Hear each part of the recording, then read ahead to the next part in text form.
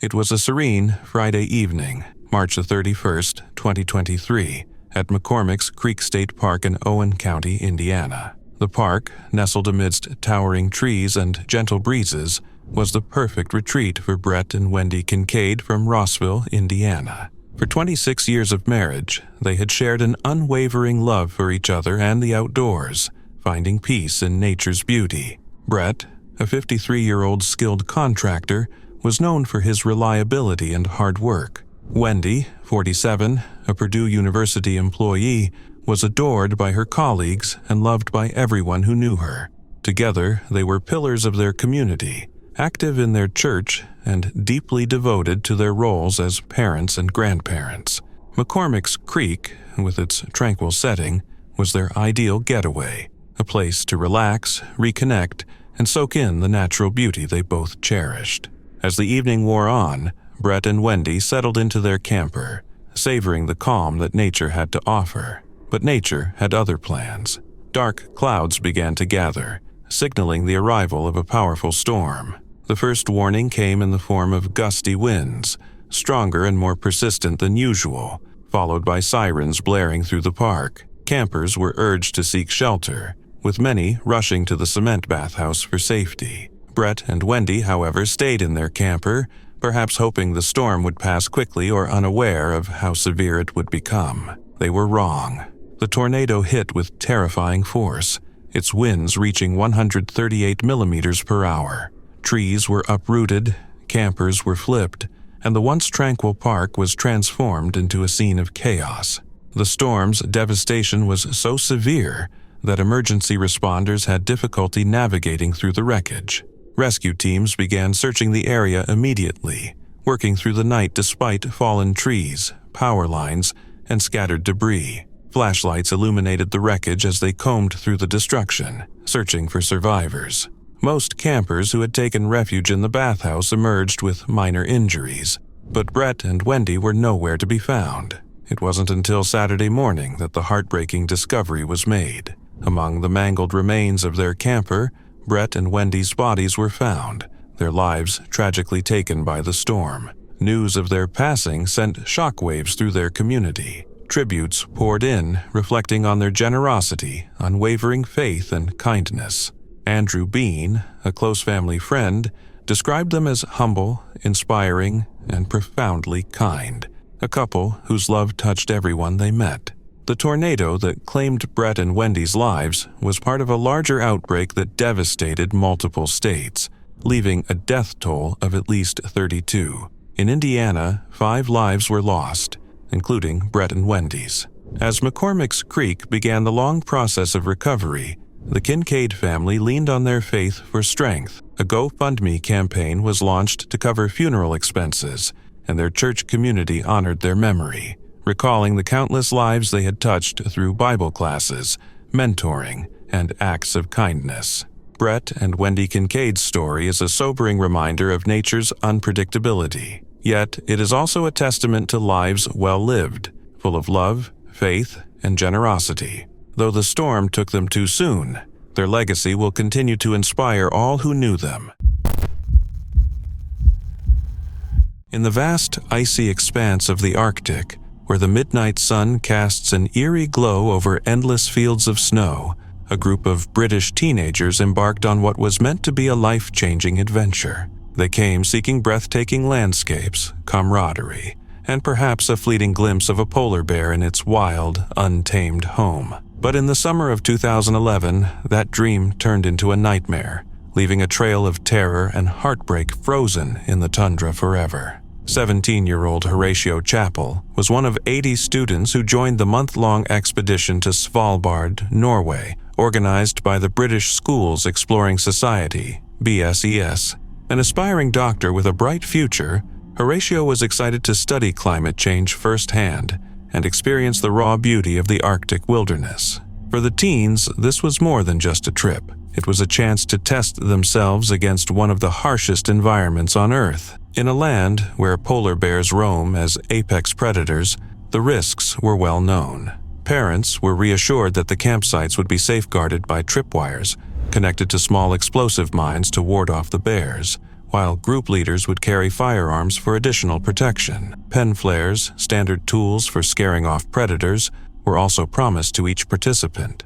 But as the expedition ventured deeper into the wilderness, cracks in the safety precautions began to show. There weren't enough pen flares to go around.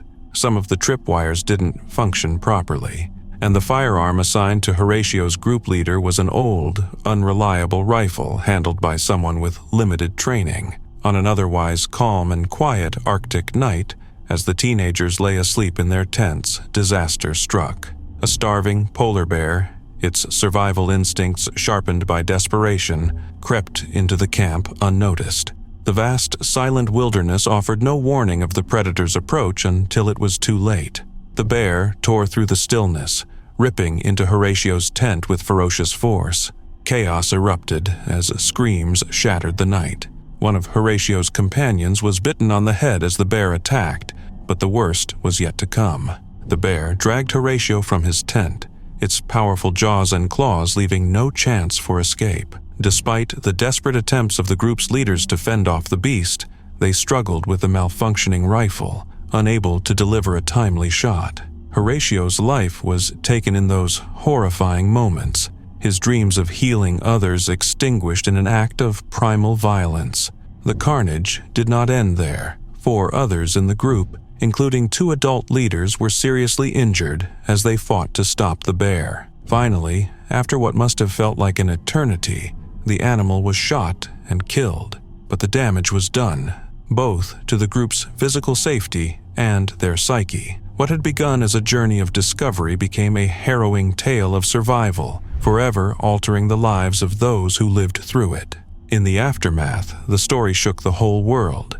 Investigations into the tragedy revealed a cascade of failures: the insufficient safety measures, the faulty tripwires, the inadequate weaponry. The tragedy prompted questions about how such an expedition could have been so poorly equipped in a land where danger was always a heartbeat away. For the families of the victims, no explanation could ease the loss. Horatio's parents mourned the bright young man who had been full of hope and promise, his life cruelly cut short in a remote, unforgiving wilderness.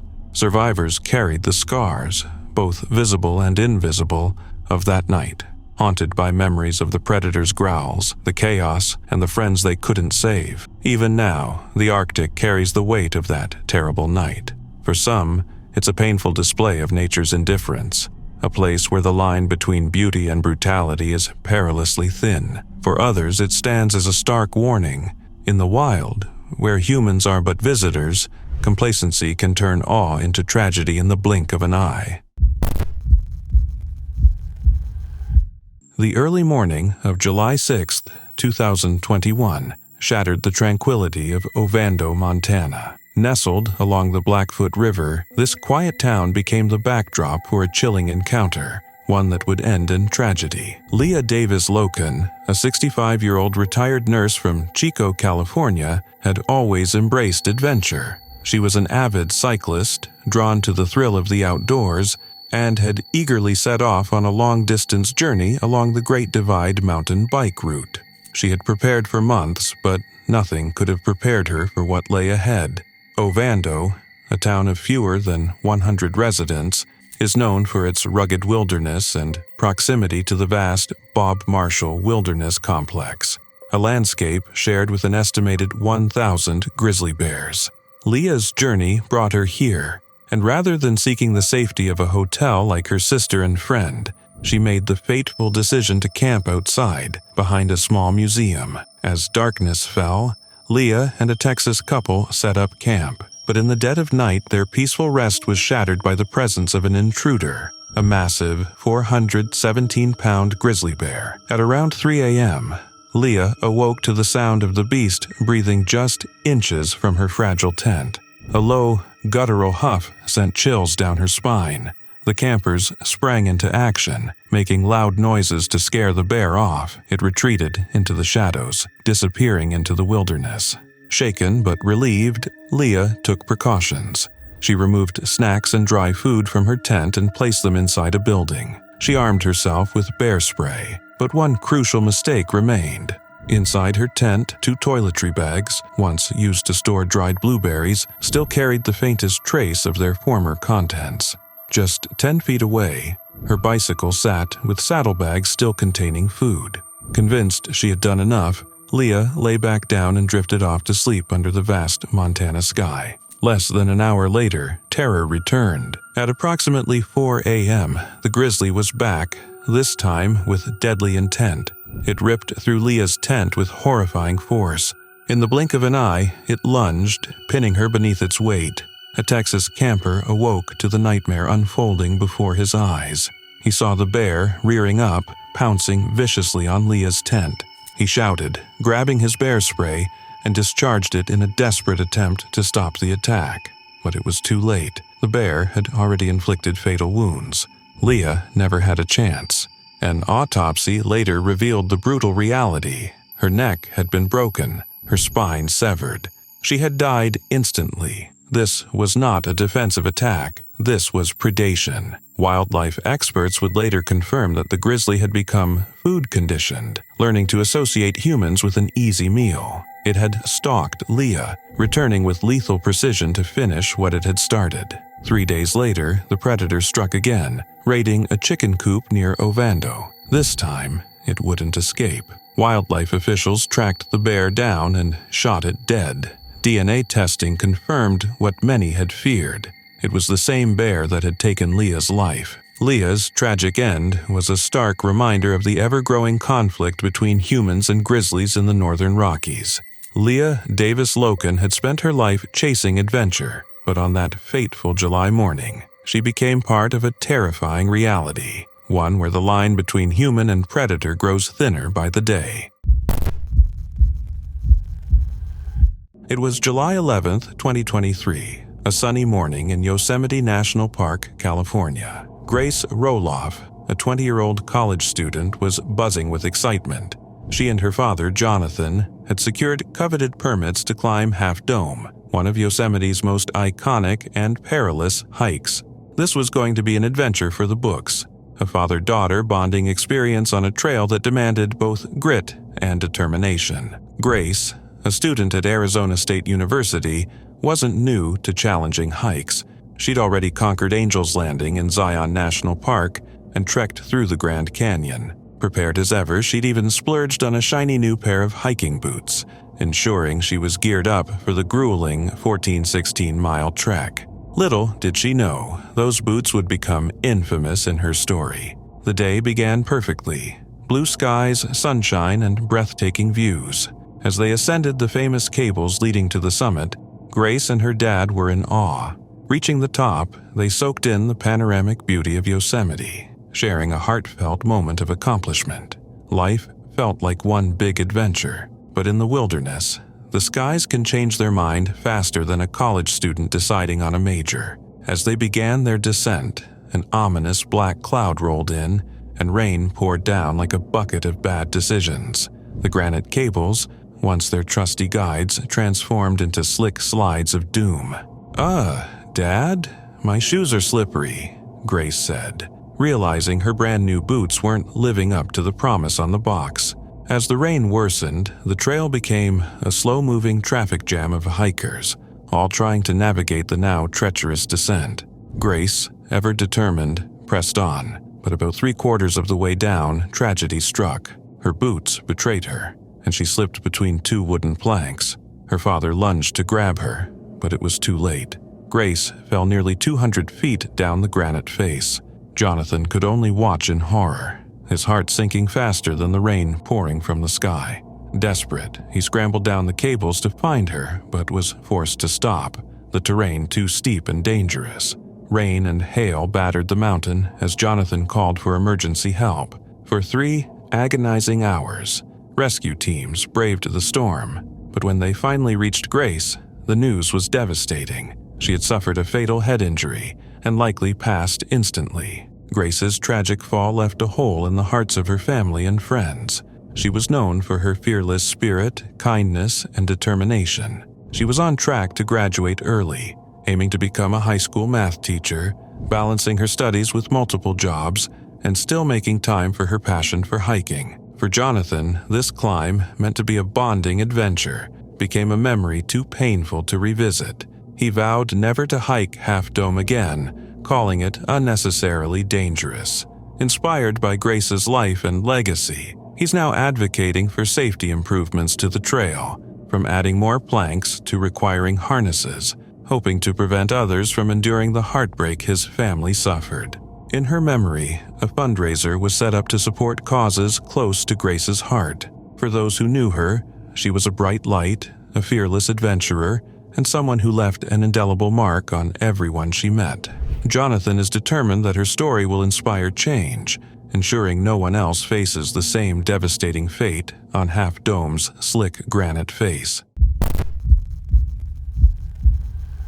In the shadow of Switzerland's mighty Eiger, the summer of 1936 witnessed a harrowing tale of ambition, resilience, and ultimate tragedy. 4 climbers, Tony Kurtz, Andreas Hinterstoisser, Willy Angerer, and Eddie Rayner, set out to conquer the Eiger's infamous north face, a sheer and deadly wall of rock and ice known as the Mordwand, or Murder Wall. Their mission began with promise, but ended in one of mountaineering's most chilling stories of loss. The team, comprised of seasoned climbers from Germany and Austria, made steady progress as they pushed toward the summit. Their movements were precise, their spirits high, and the weather, often treacherous in the Alps, seemed to be holding. But as they climbed higher, fate began to conspire against them. Near the towering heights, falling rocks struck Angerer, inflicting a severe head injury. The group had no choice but to abandon their ascent and begin the perilous task of down-climbing the unforgiving north face. When they reached a section of the climb that would later bear Hinterstoisser's name, they were met with a cruel twist of irony. The Hinterstoisser traverse, which they had crossed using a daring rope maneuver during the ascent, was now impassable. Forced to find an alternative route, the team began abseiling further down the wall, each movement bringing them closer to safety, but also closer to disaster. On July 21st, their luck ran out. An avalanche roared down the face, a thunderous cascade of ice and snow that changed everything in an instant. Hinterstoisser was swept away, his body vanishing into the void below. Angerer, still weakened from his earlier injury, was slammed into the rock wall with devastating force, killing him on impact. Rayner, who had been belaying the group, was dragged into the wall by the tension on the ropes. Though he survived the initial impact, the crushing weight suffocated him within minutes. Amid the chaos and destruction, only Tony Kurtz remained alive, dangling above the abyss in the grip of a relentless blizzard. He was alone now, suspended between life and death on the frozen north face of the Eiger. That night, as the storm howled and temperatures plunged, a rescue team arrived, but the darkness and the treacherous conditions made it impossible to reach him. Kurtz endured the long, frigid hours, his will to survive carrying him through the unimaginable cold.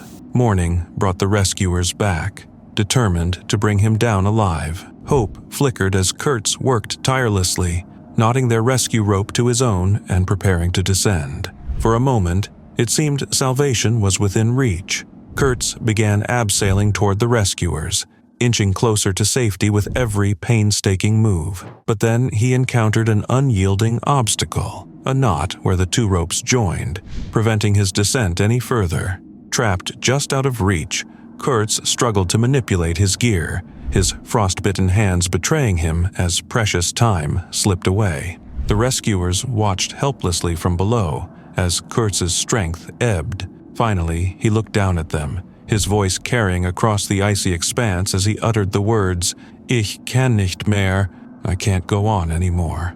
Moments later, his body went still, claimed by the cold and exhaustion. The tragedy on the Eiger's north face became a legend, a haunting tale of courage, perseverance, and the brutal indifference of nature. For those who knew the climbers, it was a devastating loss. For the mountaineering world, it was a stark reminder of the deadly risks that come with challenging the limits of human endurance.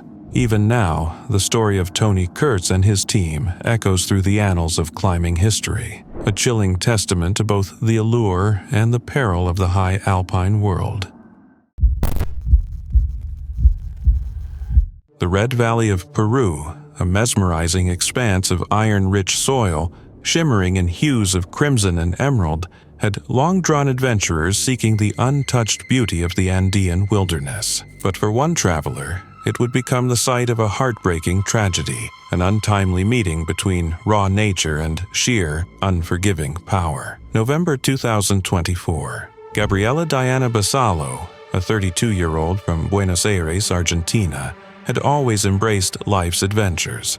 A devoted mother to a 10-year-old son, she had recently married Samuel Sierra, the man with whom she planned to explore the world. With a background in cosmology and aesthetics, Gabriela split her time between her passion for makeup artistry and a career in logistics. She was no stranger to the unpredictable, both in work and in life, but nothing could have prepared her for what awaited in the Red Valley. The trip to Peru was a dream come true, a chance to stand at the edge of the world, to breathe the thin, crisp air of the high Andes, to marvel at nature's artistry etched into the mountains. On November 1st, Gabriela and Samuel joined a guided hike through the valley, trekking past landscapes that looked as if they belonged to another planet. But beauty in the wild is never without its dangers. As they descended, the sky began to shift. A heavy silence blanketed the valley. The crisp blue overhead darkened into a swirling storm, rolling in faster than anyone had expected. The once picturesque backdrop transformed into an ominous warning. Dark clouds brooding above the peaks, whispering of an unseen threat. Then it struck. A blinding flash of white-hot energy tore through the sky, splitting the silence with a deafening explosion. A bolt of lightning, precise and merciless, found its target. Gabriela. She never saw it coming. The sheer force of the strike stopped her heart before she could scream. Her body, marked by nature's wrath, was thrown to the ground, smoke rising from her skin. Samuel, hurled aside by the shockwave, scrambled to reach her, his own body aching, his mind refusing to process the horror before him. He called her name. No answer. Gabriela was gone. The tour guide, Ephraim Zamora Galindo, frantically radioed for help. But nature was not finished. Rain slashed down in relentless sheets, the once solid trail morphing into a treacherous, mud-slick descent. Rescuers tried to reach her, but the storm would not allow it. Gabriela's lifeless body remained in the valley overnight, exposed to the elements that had so violently claimed her. It wasn't until dawn, when the fury of the storm had finally abated, that they retrieved her remains. News of her death sent shockwaves through her loved ones. Her sister, Florencia, was paralyzed by grief, her words laced with regret. Regret for unspoken conversations, for unexpressed love, for the moments she wished she could take back. And then there was Gabriela's son, left behind to face a world forever altered by loss. A mother's love, now just an echo. An investigation confirmed the cruel reality. A direct lightning strike, rare but devastating. The second fatal incident of its kind that month in Peru, it served as a grim reminder of the unpredictable dangers lurking in nature's most breathtaking landscapes. Gabriela Basalo's story is one of wonder, risk, and tragedy, a chilling reminder that in the wilderness, nature does not negotiate. It simply takes. It was May 18, 1980, a seemingly normal morning in southwestern Washington. Well, if you ignored the rumbling volcano. Robert Landsberg, a 48-year-old photographer from Portland, Oregon, had been camped out near Mount St. Helens for weeks. He wasn't there for the fresh mountain air. He was hoping to capture what geologists were ominously predicting, a catastrophic eruption. Armed with his camera and a gut feeling, he was just 4 miles from the summit, closer than most would dare. For months, Mount St. Helens had been putting on a show. Since March, small earthquakes had been rattling the area, and a massive bulge on the mountain's northeastern slope was expanding 5 feet a day. To scientists, photographers, and thrill-seekers, it was like a slow-motion countdown to chaos. Landsberg, ever the dedicated photographer, had spent weeks documenting the drama, undeterred by the danger. On the night of May 17th, Landsberg camped near the mountain, sensing something big was coming. As dawn broke on May 18th, The volcano seemed eerily calm. It had been quiet for days, leading some to think the worst was over. Landsberg, however, wasn't one to leave until he got his shot.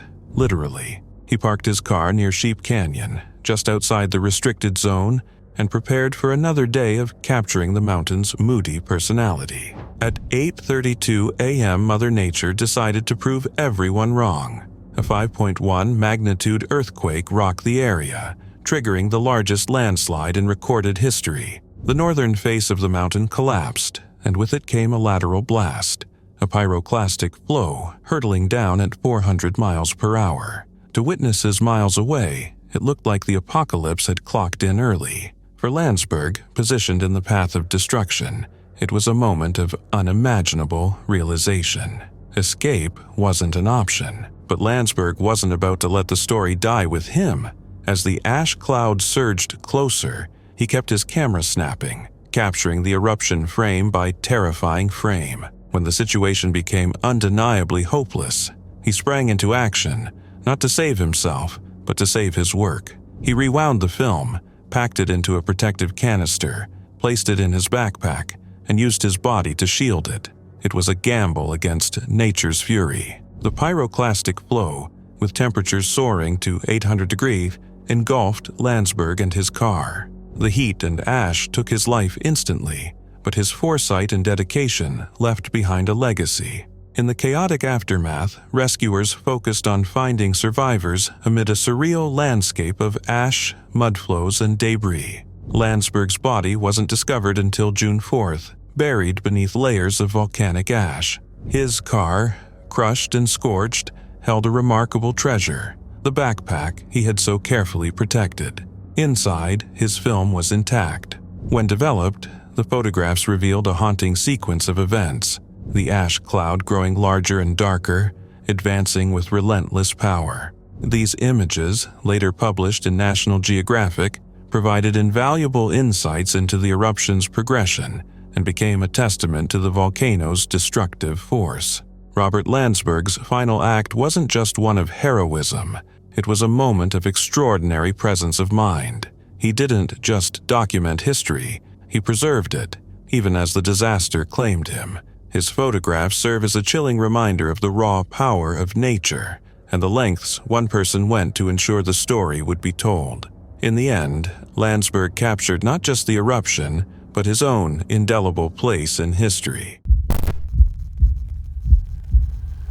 Deep underwater exploration has always been a dance with the unknown, where the boundaries of human ingenuity meet the unrelenting forces of nature. In 1973, the Johnson Sea Link, a state-of-the-art research submersible, descended into the depths off the coast of Key West, Florida. What began as a routine dive quickly spiraled into a nightmare, one that would claim 2 lives and leave an enduring shadow over deep-sea exploration. The story began a year earlier when the USS Fred T. Barry, a decommissioned destroyer, was deliberately sunk to create an artificial reef. By 1973, the site had transformed into a thriving underwater ecosystem, attracting the attention of scientists eager to study its development. The Johnson Sea Link, designed for cutting-edge research, was dispatched to investigate. This remarkable submersible featured a unique lockout diving system that allowed scuba divers to leave and return to its aluminum aft compartment, while keeping the pilot's compartment dry and pressurized. On this dive, seasoned diver Albert Stover and Edwin Link, son of the submersible's creator, occupied the uninsulated aluminum section, dressed casually in shorts and shirts. They expected a brief mission lasting no more than an hour. As the submersible descended toward the wreck of the Fred T. Barry, the tranquil waters of Key West seemed to promise another successful dive. But deep below the surface, unseen dangers lurked. The sub became entangled in the cables and debris of the sunken ship, trapped in a web of steel and shadows. Every effort to free the Johnson Sea Link only seemed to tighten its grip, the wreck refusing to relinquish its hold. Time ticked by, and the situation grew more dire. The temperature inside the uninsulated aft compartment began to plummet, the icy waters outside pressing in with an unyielding chill. The chemical scrubbers meant to remove carbon dioxide from the air struggled to function in the freezing conditions. Inside the compartment, the air became heavy, every breath bringing the creeping weight of carbon dioxide poisoning. A desperate question hung in the air. Could Stover and Link escape? A free dive to the surface, 360 feet, 110 meters above, was considered. A harrowing swim through crushing pressure and icy darkness. But the risks were staggering. At such depths, even the most seasoned diver would face almost certain death. The decision was made to stay put, clinging to the hope that rescuers would arrive in time. Minutes turned into hours, and the submersible remained ensnared.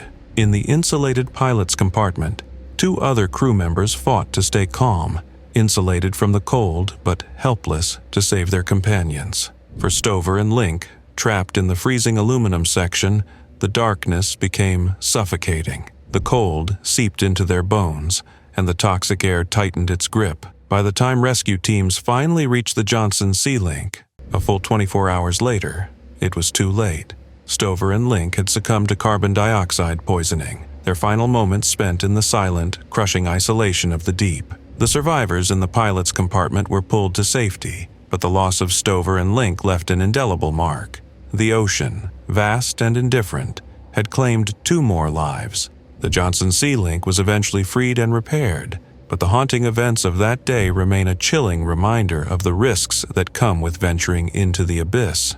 Even now, the story of the Johnson Sea Link lingers like a ghostly whisper in the annals of deep-sea exploration, a stark warning about the unforgiving nature of the deep. What begins as a pursuit of discovery can so easily turn into a struggle for survival. Beneath the waves, where light and warmth fade into eternal night, the line between life and death is perilously thin.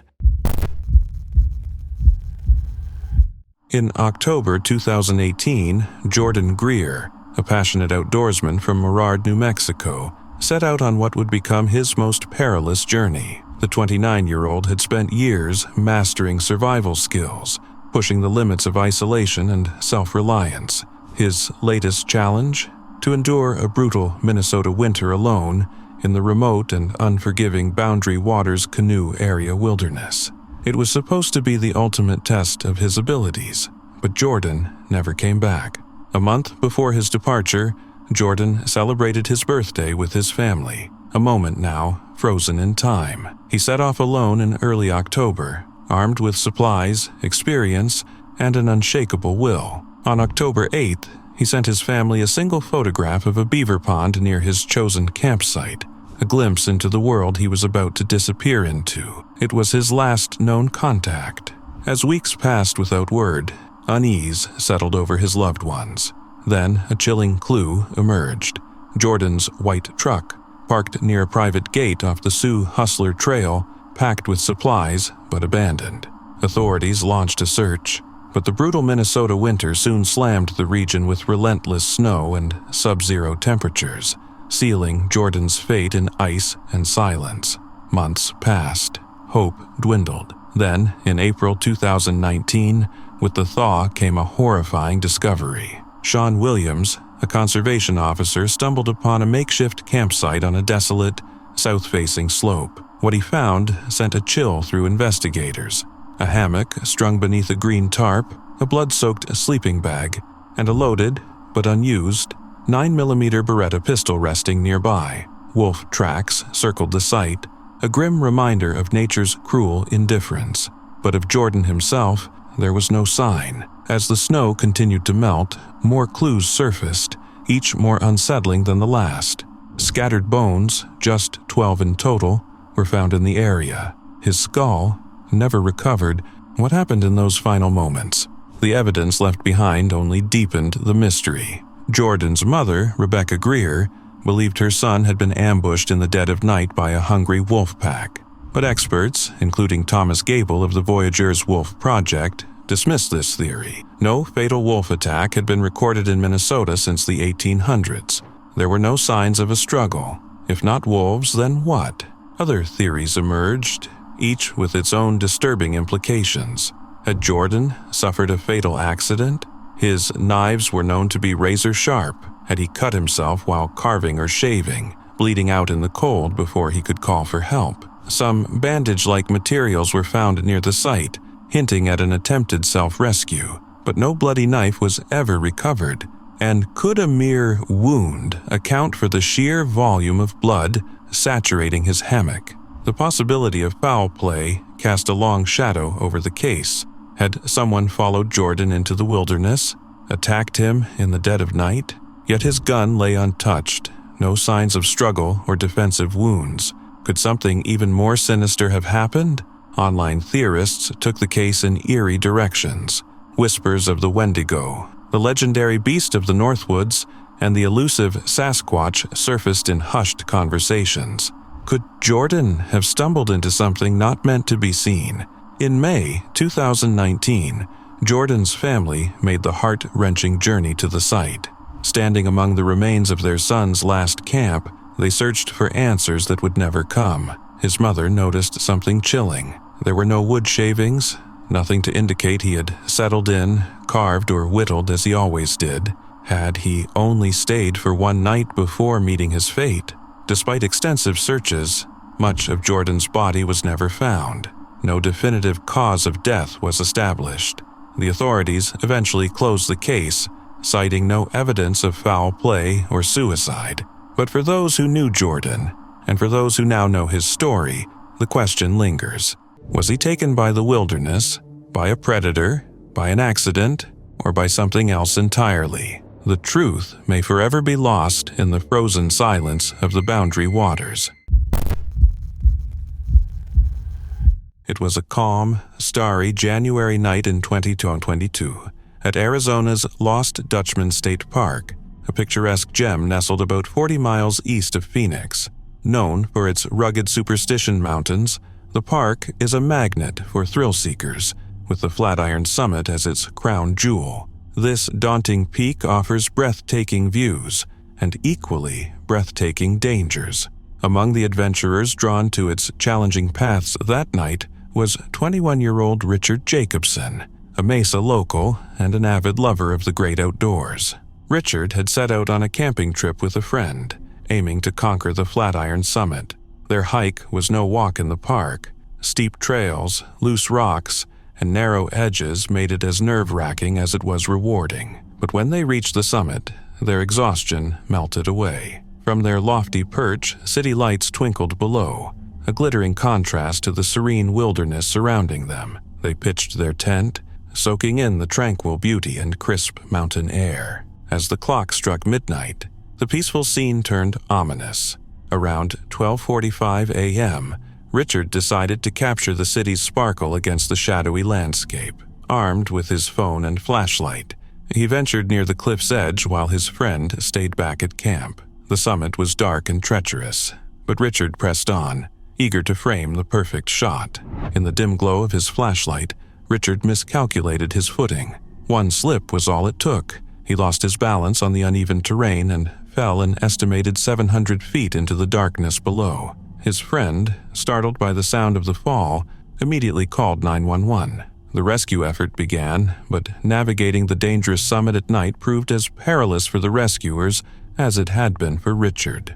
Hours later, as dawn approached, search teams located Richard's body on a trail far below. The Pinal County Sheriff's Office and Arizona Department of Public Safety confirmed the heartbreaking news. Richard had died instantly. There was no sign of foul play or substance use, just a tragic accident that forever altered the lives of those who knew and loved him. Richard was remembered as a kind, adventurous soul who relished the beauty of nature. Andrew Thomas, who had shared a mission trip with him in 2020, described Richard as someone who could connect with anyone. Though devastated, his family and friends took solace in knowing he was doing something he loved. His father, Richard Jacobson Sr., posted a heartfelt message online, inviting others to celebrate his son's life and cherish his memory. Flatiron Summit is known for testing even seasoned hikers. Accessible via the Siphon Draw Trail, its steep rocky paths require unwavering focus. Online reviews frequently warn of the dangers, urging hikers to tread carefully, especially near the summit. Sadly, Richard's fall was not an isolated incident. A 2018 study revealed that between 2011 and 2017, 259 people worldwide died attempting selfies, with falls being a leading cause. Experts continue to stress the importance of safety in high-risk environments. Brandon Torres of Grand Canyon Emergency Services often cautions against mixing exploration with risky stunts. Sometimes, he notes, a fake fall for a photo becomes tragically real. Richard's story is a poignant reminder of nature's duality, awe-inspiring beauty and unforgiving peril. His love for the outdoors, coupled with a fleeting distraction, led to a devastating loss that echoes the importance of prioritizing safety in the pursuit of adventure. The climb up Everest is a journey that begins in the relative calm of base camp at 17,700 feet, 5,400 meters. But as climbers ascend toward the summit, the mountain reveals its unrelenting, perilous nature. Each camp along the way marks a deeper descent into the unknown. Beyond these camps lies the final trial, the death zone, a desolate 3,000-foot stretch where life begins to slip away, step by agonizing step. The name Death Zone is no exaggeration. Here, climbers face the full fury of Everest, oxygen deprivation, plummeting temperatures, and unpredictable storms that can turn the summit's siren call into a death knell. In early May 1996, a group from Adventure Consultants, a company specializing in guiding climbers to the top, embarked on a climb that would forever be etched in Everest's grim history. The group included 11 clients, 3 company guides, and an unknown number of Sherpas.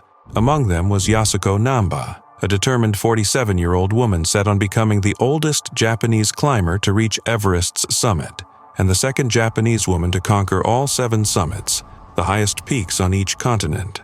As they scaled the Lot's Wall on May 8th, one of the guides, Andy Harris, suffered a near-catastrophic injury. A boulder the size of a television struck him in the chest. Yet, Harris pressed on, refusing to abandon the climb. The group reached Camp 4, and just after midnight on May 10th, began their final push to the summit. Time was against them. For safety, climbers must begin their descent by 2 p.m. to avoid nightfall in the death zone. Yet, delays and exhaustion slowed their progress.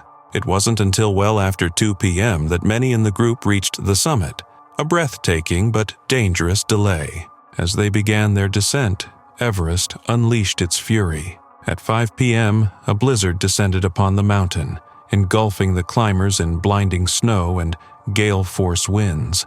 Visibility vanished, temperatures plummeted, and the group became trapped in the death zone. Rob Hall, a seasoned guide and co-founder of Adventure Consultants, stayed behind with the struggling Yasuko Namba, even as conditions worsened. Using a satellite phone, Hall managed to contact his wife the next afternoon, his voice faint and freezing. "Sleep well, my sweetheart. Please don't worry too much." It would be his last message. By the time rescuers arrived, Hall, Namba, and Harris were dead, claimed by the unforgiving storm. Hall's body was found frozen, a tragic testament to his devotion to his clients, while Harris's body was never recovered. The storm didn't spare others on the mountain that day. 4 climbers from another group also perished, their dreams of conquering the world's highest peak ending in icy desolation. The 1996 blizzard remains one of Everest's deadliest tragedies, a haunting reminder that even the most experienced climbers are at the mercy of the mountain. Everest is more than a challenge. It is a reckoning, a place where ambition meets nature's unyielding power, and the line between triumph and tragedy is drawn thin as air. The summer of 2019 was meant to be an unforgettable adventure for Lucas Fowler and Shinna Dees, a journey through Canada's vast and untamed wilderness, celebrating their love and insatiable thirst for exploration. Instead, it became a nightmare, a chilling and senseless tragedy that would haunt their families forever. Lucas, a 23-year-old from Sydney, Australia, had been raised with a love for the outdoors. His childhood was filled with dirt bike rides and camping trips, and by his early 20s his adventurous spirit had already carried him across the globe. It was during these travels that he met Chinna, a 24-year-old from North Carolina. Kind-hearted, free-spirited, and endlessly optimistic, Chinna was the perfect counterpart to Lucas. Their bond was instant, their love undeniable. After spending Christmas together in the U.S., Lucas returned to his job on a remote Canadian ranch, preparing for their long-anticipated road trip. Their plan was simple: 10 days of driving through British Columbia's breathtaking landscapes in Lucas's beloved 1986 blue Chevrolet van, a symbol of their shared love for the open road. But the journey took a dark turn on July 14th. Their van broke down along the remote Alaska highway, roughly 20 kilometers south of Liard Hot Springs. Stranded but undeterred, they laughed, embraced, and even enjoyed a roadside picnic as they tried to get their van running again. Passing motorists recalled the young couple smiling and full of life, blissfully unaware of the horror lurking in the shadows. The following morning, the dream was shattered. A highway worker, Trevor Pierre, made a gruesome discovery. Lucas and Chinna's bodies lay just meters from their van, lifeless and riddled with gunshot wounds. The scene was one of sheer brutality. The back doors of the van swung open, its windows shattered, and the couple's bodies positioned eerily, as if frozen in time. It was clear. This was no accident. This was a cold-blooded execution. For 3 agonizing days, authorities struggled to identify the victims, their faces marred by the violence of their final moments. When the names Lucas Fowler and Chinna Dees were finally revealed, the news sent shockwaves through their families and across the world. Lucas's father, Stephen Fowler, a seasoned detective in New South Wales, was thrust into an unbearable reality. His own son was the victim of a heinous crime. Chinna's family in North Carolina faced their own torment, grappling with the loss of their beloved daughter and sister. Their grief was compounded by an unsettling question: who would do this, and why? The answers would come, horrifying and senseless. Then, a shocking twist. 2 teenagers, Cam McLeod, 18, and Briar Schmigelski, 19, initially reported as missing persons, were identified as the prime suspects. The revelations turned the case into a nationwide manhunt. Over the next 15 days, police tracked the fugitives across 3 provinces. The young men left a trail of destruction, evading capture and sending fear rippling across Canada. Their final destination? The dense wilderness near Gillam, Manitoba. On August 7th, after weeks of searching, authorities found their bodies deep in the brush. They had taken their own lives, ending the pursuit but offering no justice, no real answers. For the families of Lucas and Chinna, the discovery brought a bitter form of closure. The monsters responsible for their children's deaths were gone, but the senselessness remained. In the days following the tragedy, a single piece of CCTV footage surfaced, offering a haunting glimpse into the couple's final days. It showed Lucas and Chinna at a gas station, laughing, holding each other and wiping down their van's windows. A snapshot of love, of innocence, of a life they were supposed to have. A life stolen by 2 aimless killers with no clear motive, no reason beyond destruction. At their funerals, Lucas and Chinna were remembered not for the tragedy that befell them, but for the love they carried, the joy they spread, and the adventure that defined their short but beautiful lives. It was New Year's Day, 2008, a crisp morning in the Blue Ridge Mountains of northern Georgia. Meredith Hope Emerson, a spirited 24-year-old University of Georgia graduate, decided to kick off her year with a hike on Blood Mountain. An experienced outdoorswoman, she brought her trusty Labrador mix, Ella, along for company. Armed with confidence, skill, and her furry sidekick, Meredith set out from the Vogel State Park trailhead, ready for an invigorating day in the Appalachian wilderness.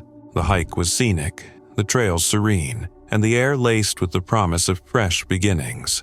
Along the way, Meredith exchanged greetings with fellow hikers, including a gray-haired man accompanied by a red dog. It was a passing moment, hardly worth noting, until later. When Meredith didn't return home that evening, her friends grew anxious. By January 2nd, their calls to her phone went unanswered, and her absence prompted a missing persons report. Authorities swung into action, quickly locating Meredith's car at the trailhead. What began as a hopeful search soon turned grim when searchers discovered scattered items along the trail: water bottles, dog treats, and evidence of a struggle. This wasn't just a case of someone lost in the woods. Witnesses recalled seeing a man with a red dog near where Meredith had vanished. The description fit Gary Michael Hilton, a 61-year-old drifter with a reputation for haunting remote trails. A survivalist with a sinister history, Hilton roamed the forests with his dog and more baggage than anyone suspected. On January 4th, Hilton's luck ran out when a gas station attendant recognized him cleaning out his van and called the police. A search of his van revealed blood evidence, confirming Meredith had been there. Under mounting pressure, Hilton confessed and offered details in exchange for sparing himself the death penalty. He led investigators to Meredith's remains on January 7th, bringing a tragic conclusion to the search. According to Hilton, he'd approached Meredith on the trail, brandishing a knife and baton to demand her ATM card. But Meredith wasn't one to go down without a fight. Using her martial arts training, she fiercely resisted, even breaking Hilton's hand in the process. Her bravery slowed him down, but ultimately he overpowered her. Hilton held Meredith captive in his van for 3 harrowing days, repeatedly attempting to withdraw money with the incorrect pins she'd intentionally provided. Her quick thinking created an electronic breadcrumb trail that helped authorities close in. Tragically, realizing he couldn't release her, Hilton decided to take her life, tying her to a tree with false promises of freedom before committing the unthinkable. In the days that followed, investigators uncovered Hilton's dark past. He was linked to the murders of Cheryl Dunlap in Florida's Appalachian National Forest and elderly hikers John and Irene Bryant in North Carolina. Hilton's reign of terror across southeastern national forests ended with his arrest, and he was sentenced to life in prison, currently on death row in Florida. Meredith's story left a lasting legacy. Her loved ones founded the Right to Hike organization, advocating for trail safety and emergency resources. Ella, Meredith's beloved dog, was found alive near a dumpster and became a cherished member of her family. Though her life was tragically cut short, Meredith's courage and spirit continue to inspire efforts to make the great outdoors a safer place for all. The mountains may be beautiful, but her story reminds us they can also be perilous. On a shadowed summer night in 1967, Glacier National Park's vast, untamed wilderness revealed a darker side, one that still haunts its trails and towering peaks. 2 young women, just 19 years old, set out on separate adventures beneath Montana's starlit skies, unaware they were walking into a nightmare. Within hours of each other, Julie Helgeson and Michelle Coons would face the unrelenting power of nature, falling victim to the park's most fearsome predators, grizzly bears. The park's beauty had long been celebrated, its endless forests and jagged cliffs a haven for explorers. But something had changed. For weeks, grizzlies had been sighted closer and closer to campsites, drawn by scraps left behind by careless visitors and even hand-fed by thrill-seeking tourists. In those days, there were no bear-proof trash cans, no strict guidelines, and little understanding of how human interference could tip the scales of wilderness into chaos. Julie Helgeson's night began like any other, peaceful, serene. She and a friend pitched their camp in a quiet clearing, the kind of spot where the stars feel close enough to touch. But as they slept, a heavy presence stirred in the shadows. In the pre-dawn hours, a grizzly crept into their camp, sniffing at their sleeping bags. Frozen with fear, they hoped the bear might move on. It didn't. Without warning, the grizzly struck, ripping through fabric and flesh with terrifying precision. Julie's screams pierced the stillness as the bear dragged her into the darkness, her companion left bleeding and helpless. Hours later, a search party found the Julie clinging to life, her body bearing the brutal marks of the attack. Despite desperate efforts to save her, she died before the rescue helicopter could even leave the ground. Miles away, Michelle Coons and her group faced their own encounter with terror. Earlier in the evening, a grizzly had raided their campsite. Scavenging for food, thinking the danger had passed, they retreated to a beach for the night. But the wilderness is rarely so forgiving. At 4:30 a.m., the bear returned, this time with a chilling determination. As it charged, panic erupted. Michelle's friends managed to climb nearby trees, but she wasn't fast enough. The bear attacked her with a ferocity that defied imagination, severing her arm and inflicting fatal wounds. By the time help arrived, Michelle was gone. The horror of that night was unlike anything the park had ever seen. 2 women, 2 attacks, just hours apart.